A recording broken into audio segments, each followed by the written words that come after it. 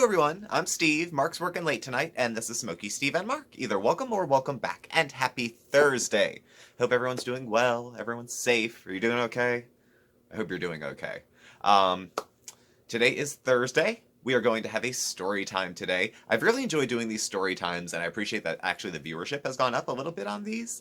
It's challenging, it's flattering, because the stories are essentially about me and things I've been through, so more people watching means more people are interested, at least in my storytelling, if not in me, which is good, which is fine. I'm liking that. So please do hit the subscribe button, hit the bell so you get notification alerts when new videos are coming out, when we do lives. Hit the thumbs up as well if you'd be so kind. So today's story time, a little bit different. I want to talk kind of in a broad sense about insecurities. I don't hide very well that I'm a touch insecure as a person. Very much so when I was younger and growing up, but also as an adult. I would say as a younger person, it was like years at a time. And now as an adult, it's more like maybe a day, maybe a few hours a day. It's gotten a little better. Some maybe with age. I've also had 20 years of therapy. A lot of things contributed to that. But I want to go back and kind of reflect on it a bit, because there's a few different areas of life where I've been insecure about myself. And it's had consequences to it. Consequences for me, chances I didn't take, things that I put off doing that I wanted to do. And the insecurities were not just physical, though I've shared a lot about those. They were some mental insecurities. They were intellectual insecurities that I had. Social, definitely. So I wanted to touch on a few of those. Now, the physical ones are kind of, I've touched on a lot, and they're probably a little more obvious to some of you than others if you've been with the channel a while. Initially, this was a weight loss channel called Smoke Yourself Thin. And, boy, did we ever. The smoking does not help you lose weight. I was 300 pounds and I chain smoked. It does nothing. And weight was the focus of the channel. And I was probably, I don't know, I'm 6 feet tall. I was probably like 230 or 35 pounds at the time the channel started. I had lost about 40 or 50 before that. So my high weight was around 270, 290. It was somewhere in that range. My high weight ever was like 290, almost 300. At the start of this journey, it was 270. So I lost a bunch of weight. Now, I've dealt with changes in the shape of a body with weight loss. I've done a couple videos about loose skin and how it's not thrilling. Other videos I've done about changing body shape and getting used to it and getting comfortable in my new skin. But let me be perfectly frank. I am not a person who is a shirt off at the beach advocate for body positivity. It's not that I don't think you should be positive about your body. It's that I think I shouldn't be positive about my body. Why are there different rules for me? Because I, for whatever reason, unbeknownst to me, need to be harder on myself than I do on other people. Again, we're talking about this in context. This isn't my day-to-day life, more or less. It's a few hours at a time. It's a day here at a time. And we are not fishing for compliments for Steve at the moment. This is just a discussion, okay? More or less, I'm cute as a button. But otherwise, So, obviously with the weight change came loose skin, and the loose skin was the most devastating thing to me growing up. Granted, I'd rather have loose skin than be 100 pounds overweight. That is not open for discussion. I would much rather it. However, it was a little discouraging, because and I lost all my weight the first time when I was 16, and so I was in high school, and I was mad because I was lifting weights after I got skinny, too skinny. I was lifting weights and running and trying to do stuff, and my skin just wouldn't go back like the other kids who were naturally 150 pounds, and I had to starve myself there. It was frustrating to think I can't have the kind of body I want, no matter how hard I work. I'm going to have to buy it and get it chopped up like Frankenstein and put back on my torso. Very insecure. I mean, changing in the locker room, I'd be turned into a corner. When I was 260, when I was 160, when I was 150, I didn't change in the stall. There was another kid who did that. Bastard, because I would have done it myself. I would just hide in a corner. And especially I was unhappy with the loose skin I had in my chest and stomach, because that's where I carried most of my weight. So kids can be cruel, and they were, and carrying weight in your chest does not, bode well. And then when I lost the weight, you'll notice Mark carries weight in his chest, but his puffs up. He looks like muscle man. I have these fried eggs on a nail thing kind of going. It's a little bit different. And it's challenging, and it continued to be challenging to try to hide what I thought was a flaw in my body. And I still consider it to be something I don't care to, like, show off. So I come out as, as gay, like it needed to be said. And some of the boys were mean. They were very mean. And I wanted to play in that crowd of boys because it was proof of attractiveness. My insecurities could fall away. If I can blend in with that crowd of cool people, that means I'm cool too. It means I'm skinny enough too. It means even if I have some flaws, they're willing to be overlooked. But some of these boys, we were all boys. We thought we were grown men. We were ridiculous. We're kind of catty. And some of that shade hurt a lot. Like, I would change my behavior. I would change the clothes I was wearing. I would change how I was, looking. When I was having some intimate encounters with gentlemen, because I was 18, 19, and there were periods where I was single, and I'm just a man, I would almost start apologizing for the shape of my body before the lights even went off. Actually, I would do it in one fell swoop. I'd be like, by the way, I'm kind of fat with my clothes off. Cut the lights. And then get undressed. And the thing is, though, I wasn't particularly fat. They had no reason to think that it was, like, all smoke and mirrors when I took my clothes off, but it was. And I was insecure about it. The only thing I thought to do was to get very good at foreplay, so I wouldn't have to take off too much clothing, and I could, make a speedy exit before anything got too much to the point where you had to be naked, Again, it was all smoke and mirrors. Now, I wanted to do something today to challenge myself, and this was inspired by, I was looking at some old Lady Gaga stuff. Now, Lady Gaga said some good things, I think. I'm a big fan of hers. She's also not entirely original all the time, so I won't say she said this, but I heard her say it. Clothing and costume is interesting, because it's a way to not only express yourself, but to hide yourself. And I'm kind of in the same school as that. So I'm going to give you a little tour of Steve without Steve. So this is a challenge to my insecurities, because, again, I kind of think if I don't come on camera without being, like, pierced up and looking, subversive or edgy or trendy, out comes the nose ring. I finally got it in with the sinus problems. And the glasses. And the hat. And the shirt. I'm not stripping down to nothing.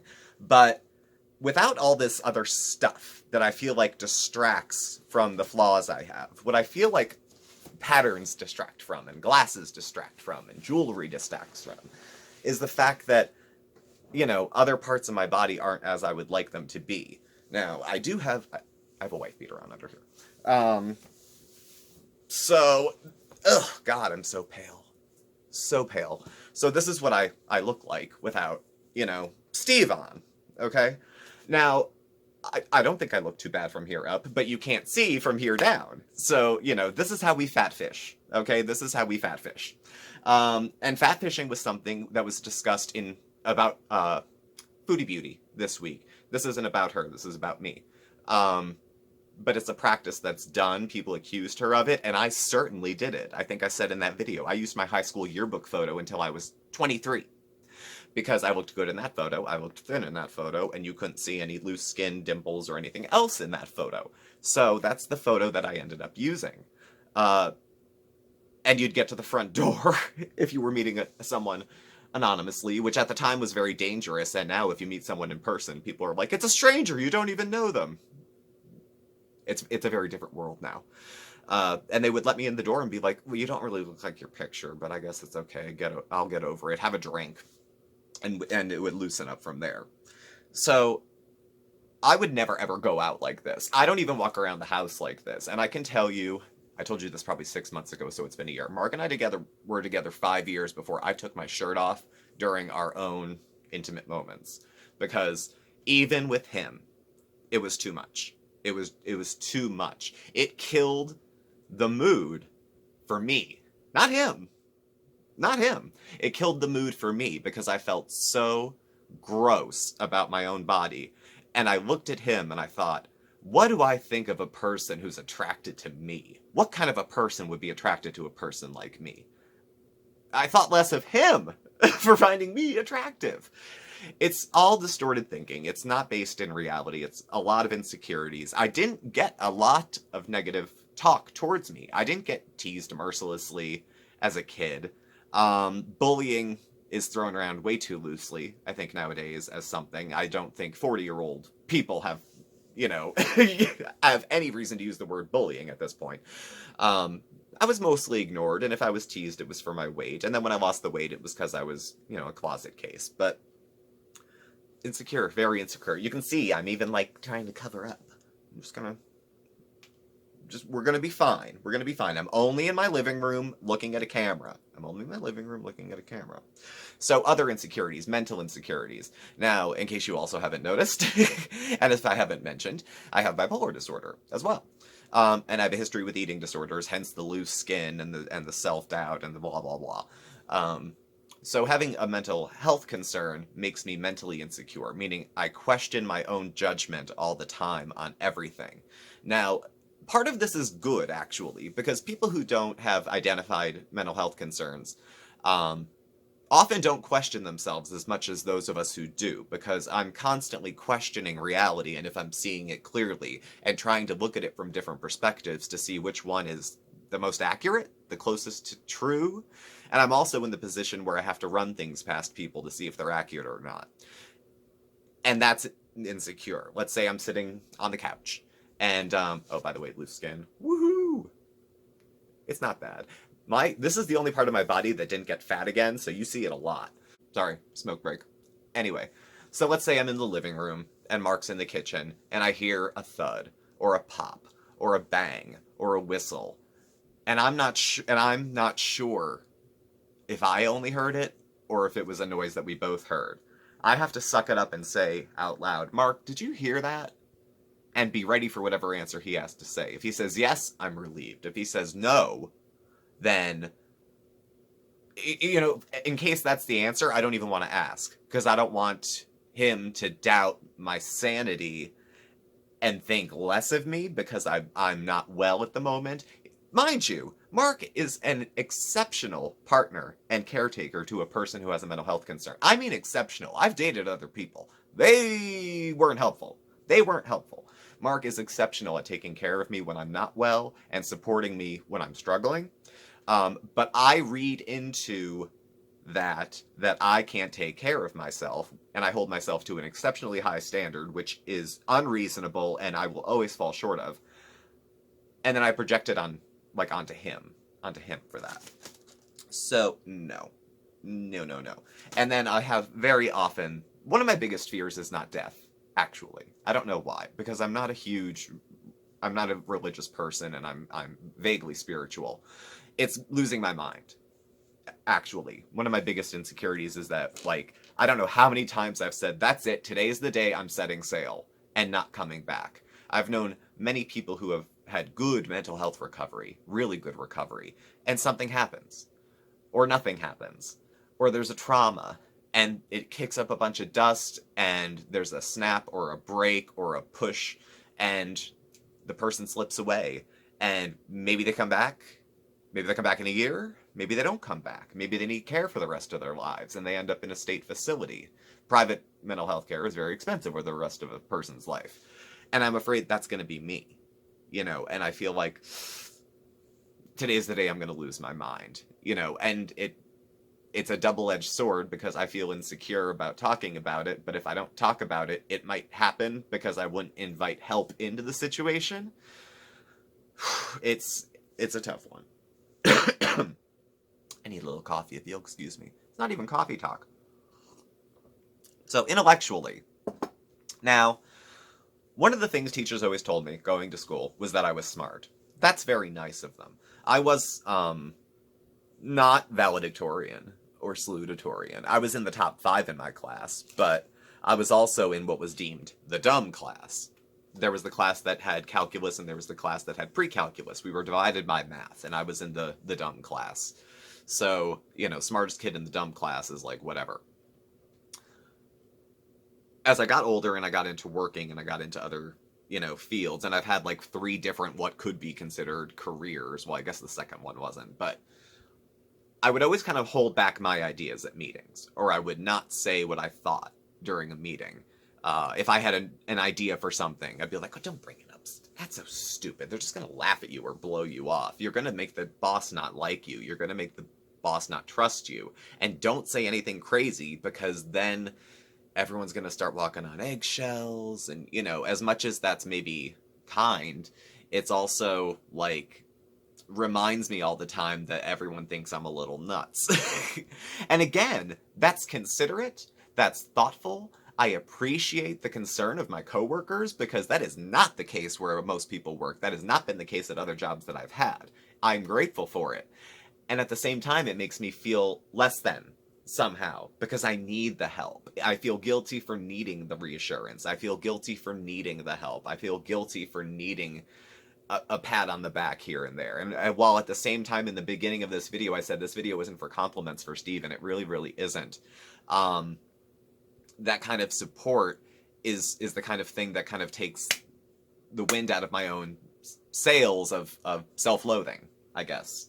This is often something Mark talks a little bit more about candidly than I do. I'm a bit more of an esteemer, I suppose. You know, I try to, even though I'm the nice one, as you should know, between the two of us, Mark and I'm the nice one. But I'm not always the most positive one. And it's challenging to try to build a life day to day to day when you're not confident in your abilities to do it. But you don't have a choice. You just have to go do it anyway and let the chips fall. So, yeah, my ideas suck. My answers are wrong. In school, I had the right answer on the first guess to a lot of questions when I was in high school, in grade school, kindergarten. I can remember. And I wouldn't put my hand up first because I wasn't sure I was right. So I didn't put my hand up first. I'd wait for somebody else to do it and get it what I think was wrong to eliminate at least one of the answers. Then I'd put my hand up and I would get it right. But I wasn't sure. And I thought I would be cursed, humiliated, drawn and quartered, thought of less in the eyes of my teachers for not being as smart or as perfect as I should have been at what I was doing. So in the interest of protecting my insecurities, I just kept my mouth shut and hid my talents under a bushel basket. Isn't that somewhere? Hid my lantern under a bushel basket. It's in the Bible, isn't it? Somewhere in the back. So, let's see. Physical, intellectual. Okay, social. Social insecurities. This was something I had heard in a 12-step meeting that resonated with me because it basically summed up the previous... I heard it when I was about 30, and it summed up about the previous 29 years, I would say. And the way it was summed up was a person said, I always felt like if you really got to know me, you wouldn't like me. And that's something that I had carried for a very, very long time. And I don't think I had ever heard it put better. You know, I was always suspicious of people that were friends with me. I was always suspicious of people that are in relationships with me. I had a side eye to anyone who thought that I was kind or who thought that I was boyfriend material. I'm like, what the hell's the matter with you that you think I'm a catch? You know, don't you know what a mess I am? Don't you know what a rotten insecure? You know, what's the matter with you? And I would decide for them that I was not good for them and that it wouldn't work out. I was, you know, I try to give myself self-affirmations, post-its around the mirror, positive things to say every day, and that helps. You know, it takes the edge off, but it's battling years and years of I'm not good enough, you know, I'm not smart enough, all that Stuart Smalley stuff, you know, from Stuart Saves His Family. He was the old SNL sketch. It was Al Franken who played it. It feels a lot like, it's a movie my mother loves, by the way, Stuart Saves His Family. It's hysterical. But that if you knew me, you wouldn't like me thing stuck. It really, really stuck. And I'm like, well, am I the kind of person I'd want to hang out with? Am I the kind of person I'd want to chill with? Am I the kind of person I would want to take on a date? And that's when things started to flip a little bit. Because some of the things I was insecure about were things that weren't very flattering about myself. Some of the things I was insecure about, I was hiding because they weren't good things. Some of the things I was insecure about were things that I just was waiting to get comfortable in my skin. Metaphorically. Physically, we're still getting there. but metaphorically trying to get comfortable in my skin. And some of it came with age. Some of it came with, you know what? I'm closing in on 40. I don't give a flying shit what a 21-year-old thinks. Not that 21-year-olds can't be wise and sage and, whatever. But I think I could go through a gay bar now and not have to look at the floor and cast my eyes up this way and that way to see if they're looking and what are they looking and how are they looking and what are they going to say and can I just get to the bathroom and God, I need a cigarette. You can't smoke in bars anymore. I don't think I would be the same way now. I don't think I'd put up with the same crap I did in previous relationships that I do now. And that's life experiences and living and learning. So perhaps this is just my lot in life to overcome this specific challenge. Thanks God, I guess. Whatever. So, solutions to these things. The passing of time is not a reassuring solution, especially if you're in the thick of it now and you're 16. Letting other people know. It's very ego bursting at the same time. It's an odd thing because you would think, what kind of an ego could a person even have if they're that insecure, if they're that so closed off with themselves, if they don't want to share themselves with others, if they don't want to get connected to other people because they think they're so worthless they don't deserve it. It takes a bit of getting over yourself, because there is a healthy stream of self-pity that can seep through with the insecurities. It's one thing to have something you want to work on with yourself and put some progress in and have some setbacks and then get some self-esteem and feel like I'm a person of inherent goodness, dignity, and worth, contingent upon nothing. Nothing. It does not have anything to do with how well my skin fits my body, or the fact that I lost 2/3 of my hair by the time I was 30. Nothing. Inherent goodness, dignity, and worth. Full stop, period, the end. Okay. So it takes a while to acknowledge that that's the truth. Even if I don't feel like that's the truth, that is the truth. That's the truth for me, it's the truth for you, it's the truth for all of us. Okay? This is editorial according to Steve. Okay? So holding on to that as being objectively true and trying to weigh my feelings are not facts, they're just feelings. Weighing those against that and trying to remind myself, Steve, you like to think of yourself as an intellectual here. Let's hold on to some facts here. Even if you don't feel like a worthy human being today, you are. You are. And so are the people you're talking to. And they deserve respect as much as you do. And it kind of shaped me away from this, nobody loves me, everybody hates me, I'm not good enough for anything, to let's do what we can with the day today. I'm going to have to drag my insecure mess, put some clothes on, more than this, and go to work. Today it's Zooming. Other days, in other years, it was go to the office. But I don't have a choice. Most of us don't if we have hang-ups. We still have to live. We still have to provide for ourselves or care for others or tend to our families or our pets or our plants or our careers or our faith communities or whatever our responsibilities are. And so we just have to drag our issues with us. The goal with Insecurities for me is to make that load a little more light. Maybe by the time I'm 60, take my shirt off at the beach. We'll see. We'll see. I promise nothing. But nothing's off the table, either. Like I said, I don't think I ever would have got to the point where I would have sat on YouTube in a wife beater and just chit-chatted. And especially I wouldn't have chit-chatted about the fact that it was a little embarrassing for me, but that I was doing it anyway. This has been a week of breakthroughs. I ate an ass ton of shit on camera yesterday. It wasn't even a mukbang, it was just all this Turkish candy. And then today, I'm bare arms, me and Michelle Obama. So thank you all for listening. Thank you all for watching. This was a very different video for me. I'm glad you got to see it. This is, except for the blonde hair, this is what I look like most days. And thank you all for watching. Please do subscribe. Again, hit the notification bell and hit the thumbs up on your way out. You can follow Mark and I on Facebook at SmokeySteveAndMarc, or on Instagram at SmokeySteveAndMarc, or on Twitter. Our handle's at SmokeySteveA. Our email address and our contact information's all listed below as well. Thank you again, and we will catch up with y'all tomorrow night. Thanks for watching. Bye.